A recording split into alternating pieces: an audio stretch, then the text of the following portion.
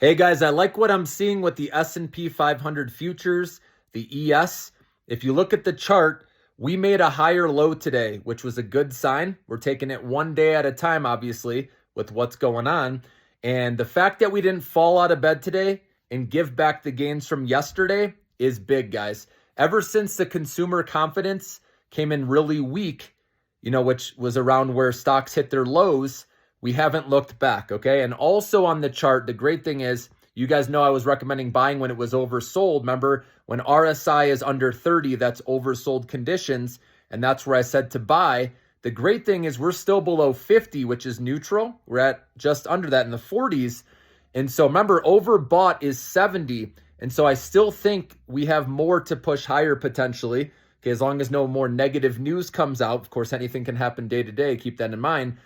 But I do believe that tomorrow that we could see more green. That would be a huge sign if we can finish the week with another positive day. Okay, so the ES, after a strong day yesterday, was up again today a little bit. Now some stocks gave a little bit back, okay, but it had held up. Like I said, made a higher low, which is what I wanted to see, guys. Okay, so stay hopeful. Remember, stocks bottom before things get better. Remember, they bottom when there's still negativity, guys. That's just how it works, because the stock market is 6 months forward looking. I know a lot of people say, oh, I'm going to wait till after quarter 1, or I'm going to wait till after the tariffs, okay? And there's nothing wrong with that if you want to see some momentum going up. But just know most of this negativity is priced in, and even Powell said retaliation tariffs are factored into their projections, which that I was like, wow, okay.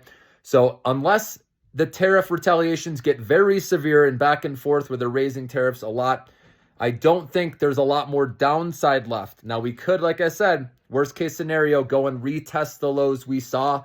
Okay, but I do believe the bottom is in now. Okay, I'm going to throw that out there, and some people may not agree with that. Okay, but there's a lot of positive things going on. We heard what Powell said yesterday. The economy's still holding up. And until that shows different, okay, the market can keep climbing here in the short run, especially until tariffs. I mean, we still have tomorrow, and we have next week as well. And then it's the following week, Wednesday, April 2nd, where they go into effect. So we could go higher for a little longer, but once that RSI, guys, in our short-term trading accounts, and by the way, this is on a 4-hour chart that I'm looking at, the S&P, the ES, so you guys can look at that if you want to. So you can see that the RSI is still below 50, so there's more room to go up. So potentially tomorrow we can get a rally, hopefully continue. That would be great to see, going into the weekend, like I said. And then, but once RSI does get closer to that 70 level, that overbought level, that's where I'm not messing around. I'll be, like I said, exiting in my short-term trading account. And like I said, I'll already have trimmed into the rip, as you guys know what I do, and then raise my stop limit. Sometimes I just get out of the way completely, okay? Up to you how you want to do it. And then the long-term investment account, like I said, this is why I'm dollar cost averaging now, guys, because markets bottom sooner than we think, guys, because the market's 6 months forward looking, and a lot of this negativity is priced in with how quickly we corrected, guys. Remember, we are in correction still with the NASDAQ. The S&P bounced out of correction territory. And like I said, with this AI boom, with all the demand right now, AI infrastructure, this story is still just getting started. And I know there's, Trump has the uncertainty, the fears over what he's going to do. The market will digest it. Trust me. Okay. But obviously for his first 100 days, we know he's going to be doing changes, right? Hopefully he just goes and plays golf and chills, right? Because no news is good news. Obviously, when we don't hear about tariffs, right? Stocks probably go up that day. So let's hope that's the case going into tomorrow. Okay. But either way, guys, this is all short-term noise. If you, when in doubt, zoom out. When you look at the chart again, right, of whether you want to take the S&P, the NASDAQ, when you look over the many years of the history of the stock market, right, stocks go up and to the right in a 45-degree angle. Okay, so this will just be a blip on the radar as people get used to Trump and his policies and what he's doing. And I think at some point, like I said, it's going to be short-term pain for long-term gain. Of course, no one likes change, right? Especially when it's affecting supply chains. I get that. There's a lot, companies are going to have to figure out, and there's a lot of questions, right? People are asking, are they going to pass along the cost to the consumer, right? If inflation goes higher, is inflation even going to go higher? Powell said it's transitory. Like last time, it was transitory. So if we're taking it from that playbook, okay, we should be okay. Remember, short term, maybe it goes up a little, but long term, it's not going to be anything that's going to be a huge concern. I really believe that the companies are going to pass along the costs for the most part, and they're just going to have better profit margins from it. Some said they're going to eat the cost, but we know how that really goes, guys, okay?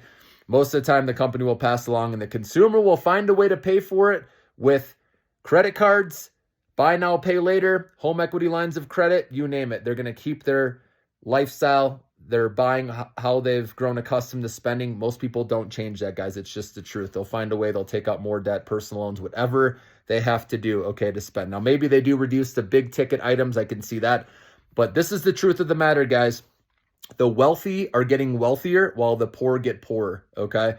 The poor people, unfortunately, the ones that are having a tough time, right, with inflation, with egg prices. I mean, we all feel egg prices, obviously, guys, okay? But the wealthy, think about it. The people that own a home and have been in the stock market are up huge over the last decade, guys. Don't forget that. There's a lot of money here and most people, 60% of Americans own a home, okay? And they can use that home equity, that's what I said, to continue spending, right? So the economy is okay. Unemployment, as of now, I know things can change down the road, and we'll monitor that, okay? But as of now, this has been an overreaction, okay? It's just uncertainty and fear. So this is why the great opportunities to take advantage, guys, okay? So Millionaire Maker stock portfolio, hopefully you've been adding a little at a time. I'm not saying to dump it all in. Always have cash available if things do decide to go lower, because no one truly knows what's going to happen, right?